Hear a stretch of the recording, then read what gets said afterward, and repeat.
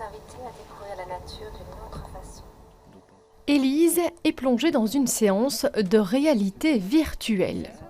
Et maintenant, il y a des flocons de neige qui descendent. Casque sur les oreilles et devant les yeux, elle s'abandonne à cet univers fictionnel pour l'aider à se relaxer et à relâcher ses douleurs chroniques lombaires.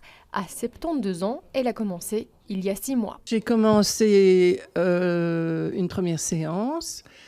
Ça m'a fait un effet très profond. J'ai même pleuré par moments. Le scénario est lancé grâce à un logiciel installé sur un smartphone. Plusieurs environnements sont possibles en fonction des besoins du patient. Forêt, océan ou montagne. Le but est d'arriver à lâcher prise pour libérer le corps de toutes ces tensions. L'outil est utilisé ici au sein du service d'ergothérapie de la clinique. C'est vraiment une approche psychologique et d'aller chercher, donc vraiment de sortir de tout ce qui est contexte stressant, d'arriver à permettre de se détacher, à travailler le lâcher-prise vraiment des patients. Tout ce qui est douleur aussi, intrinsèque, qui peut venir de tensions, d'aspects antérieurs, de stress, ou vraiment purement de tensions musculaires qui s'accumulent au fur et à mesure des années. Un outil qui fait partie d'une approche globale de la prise en charge du patient. C'est aussi une manière de se distinguer des autres hôpitaux.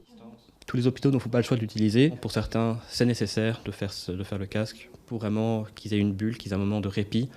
Et puis après, d'aller en kiné et là faire tout ce qui est partie plus active alors. Ce casque sert dans plusieurs services, notamment en pédiatrie, en oncologie, en cas d'accouchement ou encore avant et après une opération.